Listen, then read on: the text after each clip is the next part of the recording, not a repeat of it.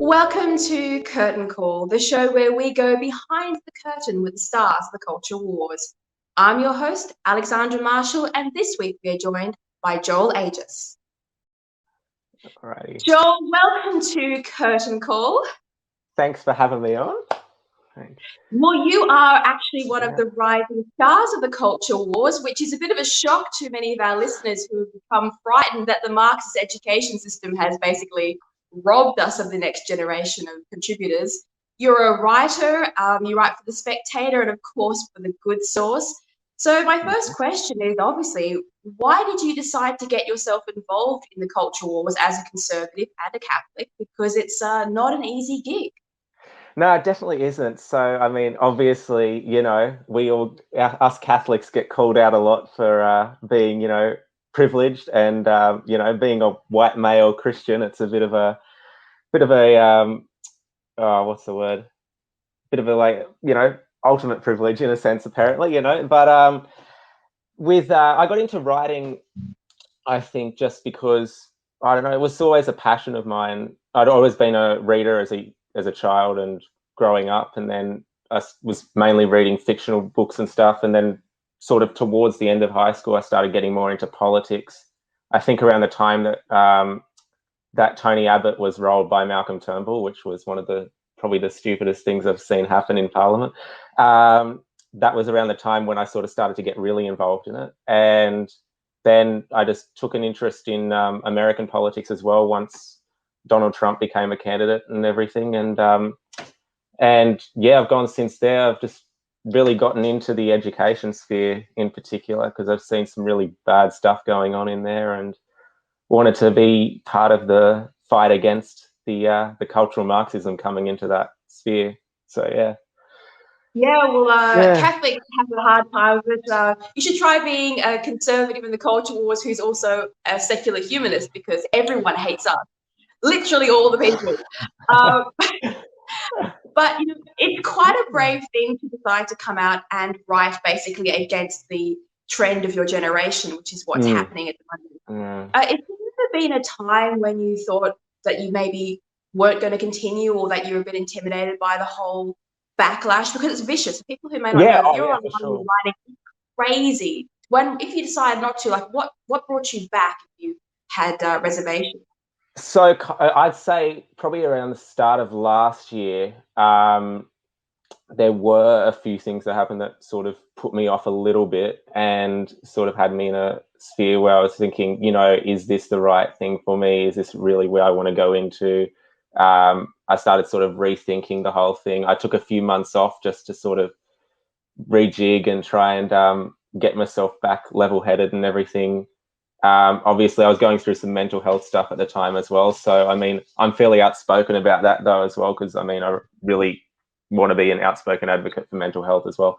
But sort of, I think I got to a point where I realized, okay, obviously we need more voices in this sphere. We need more young voices as well, more young conservatives. So I thought, you know what, I need to get back into this. I need to keep writing. I need to keep fighting for people and everything, because, if I go, then there's going to be one less voice that's not there fighting for people. So, I mean, that's sort of why I'm in journalism and why I'm in writing and all that. So, yeah. Bravo, because you're completely right, because you usually have to have one or two people stand up and cop all the abuse, and then after that, the people around them have an easier time speaking. So if you have the strength to do that, you genuinely really help the movement of other people to have a voice. And it's always good to remember that for all your hard work, you are actually making a great contribution to the culture wars. Now, there is a big misconception running around that Catholicism and other religions would just automatically support conservative values. I mean, that is what we are generally thought to believe and told when we were growing up in this generation. But you have written a great article, which we'll get into in a moment. Yeah. But basically, in your life, have you come across like a surprising and worrying political behavior from your peers, especially inside the religious area of your life? Somewhat. I mean, there's been some that are more, I mean, generally a lot of the people I know that are Catholics are conservative. I mean, and generally, you know, when I'm watching people online and stuff and conservative commentators, they're generally Catholics and all that. Like, you know, people like Michael Knowles and Stephen Crowder, he's a Christian and all that. But there are some out there that are still a bit, you know, they call themselves Christians and all that, but they don't necessarily follow those values, and they sort of lean more left and in terms of those values. And it's somewhat concerning, especially in the education system, because, you know, in the Catholic education system, at least in the Catholic schools, there is, you know, I've heard stories going around sometimes of, you know, teachers that aren't necessarily espousing sort of conservative and Catholic values and all that in those schools where kids are sent to learn those values. And that's sort of concerning, given, I mean, those kids are going to grow up there, because, you know, as kids, our minds are so malleable and all that. And especially as young adults. So we're still learning, we're still developing and all that. Has it gotten to the point where if you say in your church, hey, I'm a conservative runner, I voted for Tony Abbott, that people start to back away from you? Is it that bad yet, or not quite? Not quite. We're not there yet. I mean, it's still reasonable at this point. It's still all right, like mostly all right. You know, which is promising, at least. That's a really good way to tell how far the infiltration has gone at that point. Yeah. But you're a lot younger than me, let's be honest. And I managed to skip through the education system before the Marxist thing really got going. So we had postmodernism, and it was in our English and our art class. So we had the whole, there's no such thing as the writer's intent and nothing really matters. But it didn't creep down into science, if you get what I mean. And we weren't doing maths assignments based on how many refugees we fit into a boat or anything ridiculous like that. So, and I went to, just so that people know out there, I went to a private Christian school, so not Catholic, but a very similar private education system to the Catholic system. What was it like growing up and finishing high school in the age of woke? I mean, do you think, was it really bad, first of all? And secondly, if it was, is the curriculum at fault, or the schools, or kind of both? Is it kind of a joint venture? So, I mean, I'd say it's kind of a joint venture. I mean, for me personally, I mean, it wasn't too bad when I was in there, at least. I think in the last few years, with changes to the curriculum and stuff, it's sort of gotten slightly worse than it was with me. Although, I mean, I was fairly fortunate. I went to a public school, but I mean, it was fairly, you know, the politics was sort of left out of it generally in most subjects and all that. Probably, I mean, I don't remember having much to do with cultural Marxism or anything like that on at school or anything. So, I mean, that wasn't too bad. But and I mean, you know, you weren't dragged to a protest to glue yourself to the pavement or anything. No, I mean, you know, I mean, I studied biology in year 11 and 12. I mean, I didn't intend to, but I ended up doing it anyway. And like, we were taught, you know, that there were two genders and all that stuff. And it's just like, you know, now it's all just gone to, just, you know, it's gone down the drain, really. But I think it does come down to both teaching and curriculum. So I think the people who are creating the curriculum, you know, if they've got that ideology, that sort of leftist Marxist ideology, then they're going to influence the curriculum in a bad way for in that sense for children. And teachers as well, if they've got that ideology, that certain ideology, then they're going to definitely rub that off on their students as well, and sort of indoctrinate them in that sense, rather than. And that's why I've been saying, it's not really education these days; it's more indoctrination. So that's really, really true. And the teachers are a union. If they wanted to protest and stop this curriculum coming out of the government, then they absolutely could. Oh, but we sure. haven't. I mean, they love having their protest days. When I was at school, they went through this period of time where they were like, I'm going to protest. I'm going to protest. And it's like, no, you've got to stop. But we've never seen a single protest against the Marxist infiltration of our school system by teachers. So I don't believe that they're just being carried along by something against their will. I think that's my opinion anyway, that they're definitely. okay with it. Yeah. Oh, they're all good with kids. They're all good with kids protesting these days, doing all the climate strikes and everything. It's just like, take a day off, have a day off, go protest. I mean, this is completely off topic and not in my questions, but the most that we got as far as indoctrination went at my school is we used to have mufti days, which was the best way to bribe kids. You couldn't just rock off and go and glue yourself to a street. That wasn't allowable back when I went to school. So we had mufti days, and they made us support things like Amnesty International. And so I was okay with Jeans for Jeans Day, and I was fine with all that. Yeah. But when they said, okay, now you've got to support Amnesty International, I was like, no, I'm not going to do it. And they're like, oh, well, you can't come to school in mufti. I was like, sure, okay. And then a whole stack of other kids were like, yeah, we're not going to come either. And so they let us support a charity of our choice because they didn't want the embarrassment of rebellion inside the school. But anyway, that's my little story of what I got up to. I was a terror. Anyway. Okay, you are a writer, and you have a great piece that you released recently on The Good Source, which was called Latham's Education Bill Highlights a Strange Divide Between Catholic Schools. Now, in it, you talk about the infiltration of left-wing ideology, particularly Marxist gender fluidity style discussion into Catholic schools. In your opinion, when did this start? I can't say for certain when it started exactly. I know it's been more recent that I've heard about it more recently, in sort of probably the last couple of years. It's sort of started to get in there. Although, I mean, I'd say the Sydney Archdiocese is pretty good. I mean, Archbishop Fisher is pretty level-headed, and he's fairly conservative in the way he comes across, in the way he speaks. But in the Parramatta Diocese is the one that's the worry at the moment, because I think the guy who's in charge of the Parramatta Diocese in terms of education, he's not necessarily he's talked about bringing equity being the foundation of Australian education and all that. And that's really quite concerning, because, as we know, equity is equality of outcome, not equality of opportunity. So that particularly is concerning, if that's going to be what he thinks is the foundation of schools, particularly Catholic schools.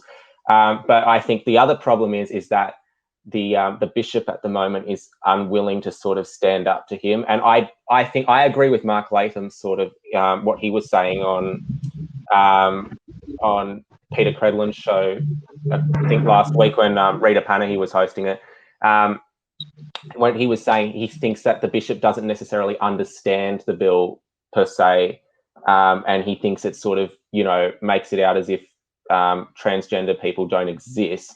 The bill's not saying that. It's just saying that we don't want that gender fluidity stuff being taught in schools, particularly Catholic schools. So I think he's on the money there. Yeah. Yeah, well, there's a couple of different waves of Marxism that's infiltrating the Catholic school system. One is the climate change doctrine. Yeah. The other is the gender fluidity idea. Now, it's quite strange because, science and the Catholic Church don't have a brilliant history, if we're honest. I mean, there have been some rough patches for sure, in the last 1,000 years. Okay, let's all be fair about that. But on there being two genders, science and the Catholic Church are kind of on the same page on this one, that there's male and there's female. Now, a big Mhm. caveat, we all know that there's a small percentage of people who are born intersex, and that is not Yeah, to say there's yeah. more than one gender. There is a medical No, condition which no one's exactly. claiming that this. We all understand this. And it's not part of the Marxist discussion anyway. That's totally separate to gender fluidity. Exactly, Now, yeah. now with this, how have you seen or read Catholic schools or representatives of the Catholic Church argue that there's more than two genders? Like, how have you seen them rationalize this point of view that doesn't actually fit with church teachings or biology?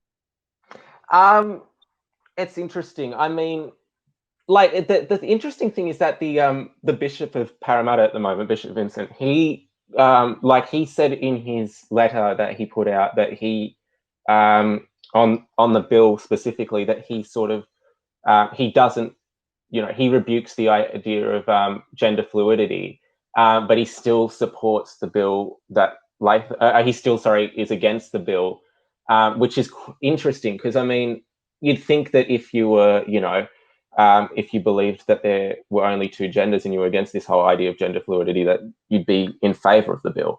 But in terms, I mean, I haven't necessarily seen. There's been probably more of the American Catholic bishops are a bit of a there's some worries there, I think. But I mean, in Australia at least, I haven't seen many priests like arguing or anything um, about that whole, being more than two genders or anything.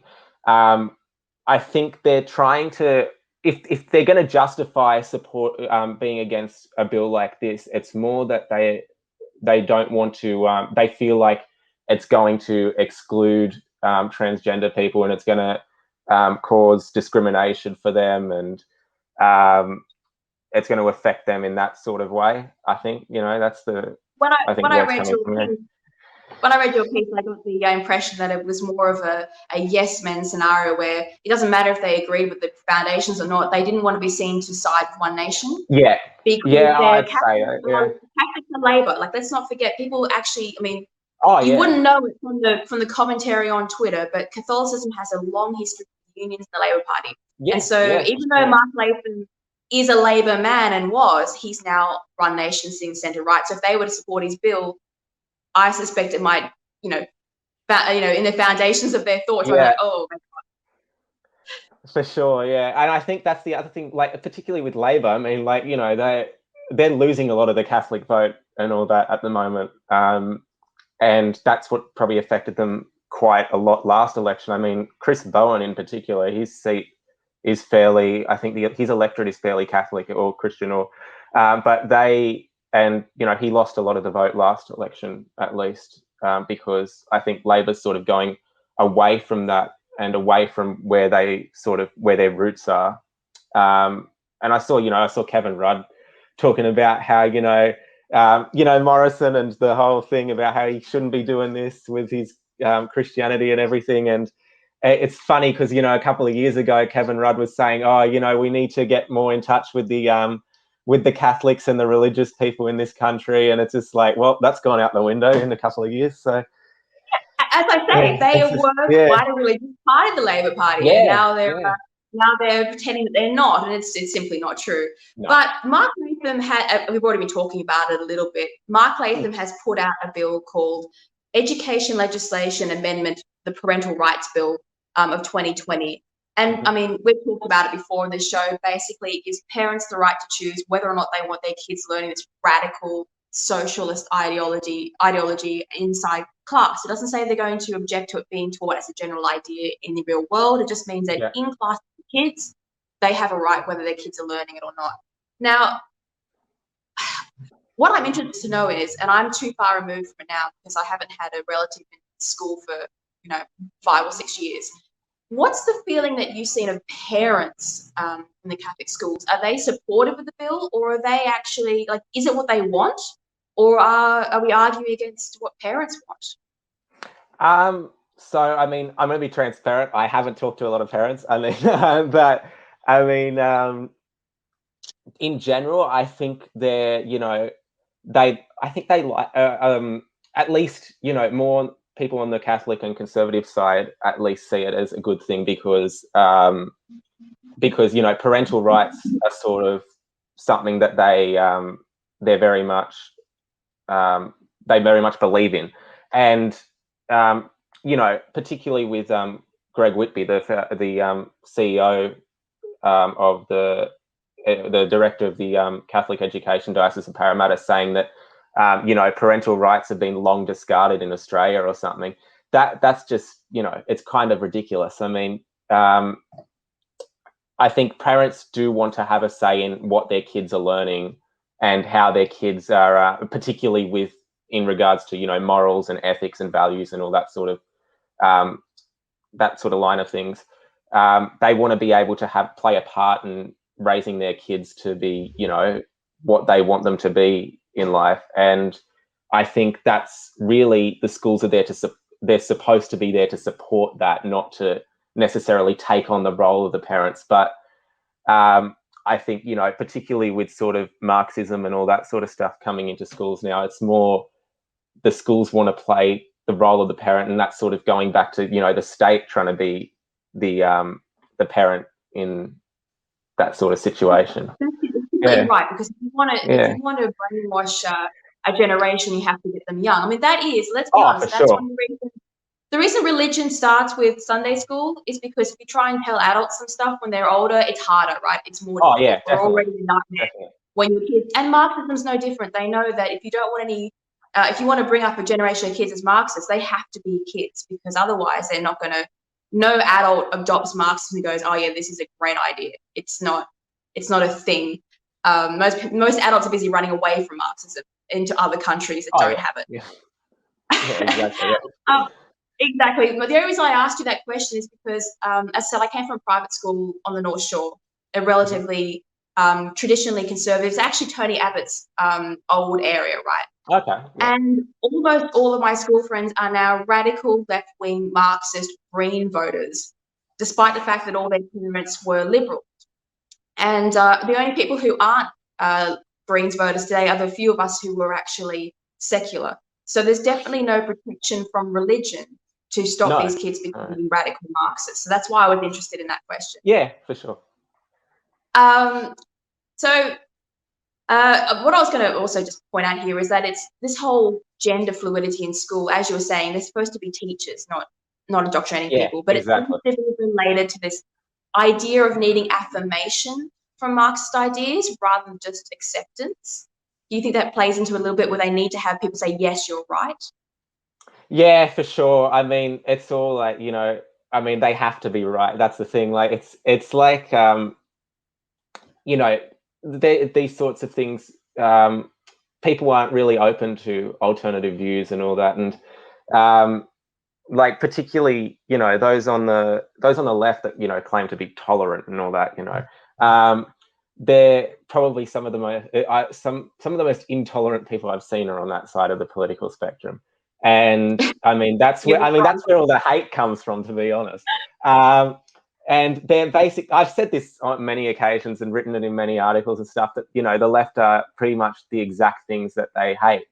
And I mean, you know, they go around rioting, or, you know, or just, you know, hating on people, or just name calling or whatever. And I mean, at that point, when they're name calling, it pretty much means they have no sufficient argument left to make.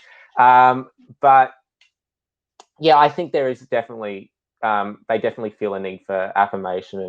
And I think a lot more people sort of think that they need to be yes men now to be able to be heard in society and, you know, be accepted. So, well, there was a lot of tolerance. Like, let's not forget, there's always been, at least since we've been at school and I've been at school, and even before my brother's a generation ahead of me, there's been tolerance in religious schools for not only transgender, but gay people. I mean, I think more than one gay teacher in our Christian school in a conservative area, and it was never a problem. The difference was it wasn't a topic of conversation, right? That's the difference. And now you'd have to basically come to work wearing rainbow hair or something in order for it to be considered. And it's not the place of school. I mean, teachers there to teach kids to be literate. Let's be completely frank about That's that. it. They're Yeah, not exactly. spiritual upbringing. Exactly. Now, you've written so much about the history of Western civilization, particularly in terms of religion. So before we get into your project, I'm just going to, because I'm interested in it as well, it's a great topic. Yeah, for sure. Talk about the relationship between religion and Marxism, because I've been on Yeah. so many panels where so many people have said, oh, you can't be a Christian and a Marxist. I'm like, whoa, let's stop there for a second. So the bigger question is, why do Christians keep supporting collectivist movements? Now, we all know the Catholic Church was softer on Hitler than they should have been, even though, of course, that the Nazi regime killed lots of Catholics and lots of Christians. There was still not as much, let's say, opposition to it as there should have been. And in fact, all Christian religions have been tied up with socialism in Europe from the very beginning. And with a well-known saying that Jesus was the first communist, it's been going around for a long time. So you've got romantic socialism, you've got Christian socialism, you've got Christian communism, and they all use the example of Jesus to argue that society should be structured around the collective, not the individual. And this is my point, which I'd love to hear your thoughts on. My Christianity is a bit, rusty, but the Christian socialists, have missed the most important lesson, and that is choice. And there's no choice under a communist system. So what do you think about that whole idea? So I've actually been looking into this a lot more lately, particularly the argument that Jesus was a socialist. And because I mean, somebody made that to me, what was it, last week, that argument on Twitter. And I thought, you know what, I'm going to look into this a bit more, do a bit more research on this, because, there goes the next 20 years of your life, man. There's so much written on it. Oh, yeah, but I was having a look over the last week, and I've written down some verses and stuff here that sort of go to that sort of topic. The two particular moments they always tend to pick out of Jesus' ministry that are cited by socialists as more of as a rebuke of the rich, or a rebuke of capitalism in a sense, is there's two moments during his ministry. One was when he drove the money changers from the temple. They argue that he was angry with these people for being rich and all that. Whereas realistically, if you interpret it, like, people misinterpret these biblical verses all the time. That's become a big problem. But wasn't that more about corruption? I mean, I even remember that. I thought that was about corruption. That was more about the concept of money. That was more about, like, he was angry that that the church was being misused in a sense, and he never actually drove like those sort of people from banks or marketplaces or anything. He just drove them from the church because he was angry that they were selling bread, right? He wasn't there attacking those people. Exactly. He just he was angry that they were misusing God's house in a sense. The other one that they use is the quote that it's from Jesus, is that it's easier for the camel to go through the eye of the needle than the rich man to enter the kingdom of heaven. Now that one, they like to use that one a lot, and realistically, that doesn't have anything to do with with capitalism or anything. It's more just a warning that with great wealth come great temptations, and you've just got to make sure that you're balanced in that sense. Even if you're rich, you've got to make sure you don't, you're not giving into temptations all the time and everything. You're still there are plenty doing of poor good and people everything. There are plenty of terrible poor people, right, who can't. Exactly, Who for sure. It wasn't like, I think it was. I mean, gosh, this is going back a long time. But wasn't it more about the idea that you can't buy your way into heaven? Wasn't that the whole point of that? Exactly. I mean, it's not like, it's got nothing to do with with that sort of socialism or anything. But the other things that they quote, socialism, obviously, it's all about central planning of the economy by the government, and government control over the means of production and all that sort of stuff. But so Jesus was, you can clearly see that Jesus wasn't a socialist, because all the stuff he talked about, he told people that, at any time you can help the poor, for, you always have them with you. That's from Mark 14:7. And then, he didn't say, we're going to make you help whether you like it or not. It was all voluntary. And that's the thing about socialism. Socialism is distinguished by force. It's not voluntary. A lot of the stuff that Jesus espoused was more voluntary. You're helping out of the goodness of your own heart, and you're doing it I mean, it for, also helps that, he was, in the stories, he was the son of God, right? So he could snap his fingers and there was suddenly bread and wine. Well, the communist dictators, their system, they don't have the ability to just magic wine and bread out of the air. Most of their people starve. And so it's not even the same concept of what they're talking about when you got him as leader versus, I don't know, Xi Jinping. Exactly. Yeah. While I understand how some, 17th and 18th century religious people might romanticize the idea of a socialist situation because a lot of them were poor at the time. It doesn't really translate to the upper middle class Catholics using the same argument, does it? It seems a bit hypocritical of them to try to adapt. Oh, for sure. I mean, and I've said before, I've said even if Jesus was a socialist, right? He was the only person, because he was pure. He was the only man who could probably do socialism right, in a sense. Whereas a lot of the others, like nowadays, because humanity is so susceptible to corruption and greed and all that sort of stuff, particularly people in positions of power, and they get obsessed with power and money and all that sort of stuff. Socialism can never be done right, and it's always going to lead to communism. Not even by him. I would argue that they'd still starve under him. Probably, yeah. I mean, it's just he wouldn't have been this popular. It's never going to work. That's it, and they can come back and say all the time that, it just wasn't done right here, or, like in Venezuela or Cuba or, wherever. It's just like, it's never going to be done right. And that's the whole concept. I think I was listening to Jordan Peterson say this in one of his lectures, that, that whole thing about people coming and saying, it just wasn't done right. Well, how are you going to do it better? Because you can't. It can't be done better than what it is. Exactly. One of the smartest people who's ever tried to do this before was actually Stalin. He was not a stupid man. He was an evil man. No, he wasn't, but he was, yeah. And he had a really good go at it, and he couldn't make it work. Look, I'm pretty sure that I'm giving modern Christians and socialists and Marxists a little bit too much intellectual credit. I'm pretty sure they haven't read the last couple of 100 years of Christianity and socialism, the arguments for it. Mm-hmm. I have a feeling it has more to do with the appeal to morality, which is what it all started with. And this is what the modern left call virtue. So it's the idea that you are closer to God if you support things that society is telling you are good.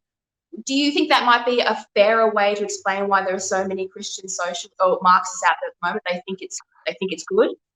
Probably, yeah. And I mean, it does go back to them probably thinking that, it aligns with the values of, doing good and being kind and all that, being loving and caring for other people. I think that's probably why they align with that sort of ideology, in a sense. But I think, they're probably trying to take it and twist it to put it into that ideology more than actually, doing what was. They're probably cherry picking the Bible per se to actually support their views, rather than actually reading it in context and going about it that way, I'd say. Yeah. Well, let me put it this way: how many of your devout Catholic friends and pastors and representatives have you met who would actually part with their iPhone, their car, their house, to envelop the real Marxist truth? None. Yeah, exactly. Yeah. So that's how you can tell they don't really believe it, because if they actually got it, they don't want it. Exactly. It's so true. Yeah. It's just, and that's so funny, because that's exactly what happened last time. Is all these Christians and Catholics got together and they're like, yay, Marxism for the poor. And then they got it and they were like, wow, this is terrible. And they all got killed. And for some reason, churches don't teach. Have you ever heard a church teach about the history of Marxism and Christianity? Like, have you ever heard it, ever? No. That's really bizarre. It's a huge piece of your history. It is. Yeah, it is. Yeah, I don't know. Never heard.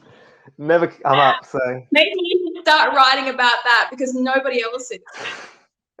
Might be a good avenue. So the other idea that we have to remember, of course, is that some things like socialism work well in small groups of ideologically similar people. So, like cult behavior works for the cult for a short period of time, or for a small group of people, but that does not mean that you can upscale an idea to an entire, like, 1 billion people. And it's even less likely that you can upscale it to 1 billion people and keep people being free and having an opinion. So even if, my argument is, even if Jesus was a socialist, even if he was advocating for hardcore socialism for his group, that doesn't mean you'd be able to apply that to 1 billion people worldwide and remain for free. sure. Exactly. It'd be difficult to do. I mean, you can't, the way socialism works, I mean, everyone would maybe get, a small piece of bread every day and that's it. I mean, that's not, or every few days, I mean, depending on the supply. I mean, it just doesn't work. It's not going to, people are going to die. Be really clear about that. It'll be a peasant in a field with a pitchfork. That's it. Exactly. That's it. Okay, so on this topic, you've been doing a lot of writing. Yes. On a new blog series called Uncovering Christianity, Exploring the Roots of the West. Do you want to just talk the audience through what this blog series is and why you've done it? Sure. So, I mean, the idea came to me probably, and this is kind of ironic, is that it came to me because of a task I was doing for my university course, which was, you'd think with universities these days, everything's just bad. But I mean, that was probably the only fail mark right there. I wrote about Western civilization. Oh yeah, exactly. That was the only good thing to come out of university. No, it's still going. I mean,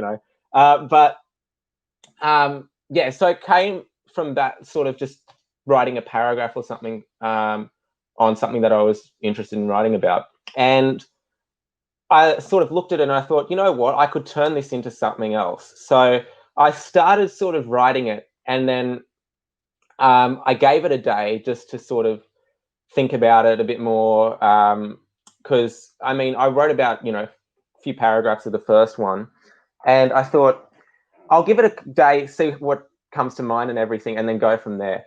And it sort of started to come together. So I started to have a few different ideas of what topics I could write about, how I could relate it back to, because it started as the idea of relating Christianity back to Western civilization, and at least the foundation, it's like the foundation of Western civilization. So once I started linking that back to that, I started exploring some different topics that I could talk about, that I could write about for each one. And I'm, still trying to find more topics and stuff and keep going with it. But so far, we've gone through things like choice, and I mean, every one of them, I sort of, the way I'm writing it, I draw from sort of what I've read of in Jordan Peterson's books. So like that sort of inspired me in a sense, because he has a way of melding in, philosophy and theology and all that in with he uses, biblical references, and he explores that. He, in terms of morality and values, and he looks at his own experience and his own clinical experience and all that sort of stuff. And I wanted to sort of be able to integrate my own experience and biblical references as well into what I was writing. So, like a few of them I've done so far. Like the most recent one I did was on leaders and followers. But I think some of them are more sort of go to morals and values. Some of them go more to sort of start to draw towards the political realm, but I try not to go too deep into politics with it, because I don't want it to become another whole political sort of debate type thing. I want it to sort of be something that people can read and sort of be drawn into understanding Christianity, at least, particularly for those who aren't all familiar with it, and all or who might have the urge to explore it a bit more. That's sort of the target. Is there anything in particular that you really learnt when you did it? Like, is there something, a topic or an idea that you came across that you did not know or expect to learn? when you were writing it? I mean, just thinking about it, I mean, I've learned a fair bit more about my own religion. I mean, in doing it, I mean, I've always, I've been a Catholic since I was born. I teach scripture in at a primary school nearby as well, and I mean, even in that experience, like the kids are always teaching me stuff as well. Like, it's a sort of a two-way thing.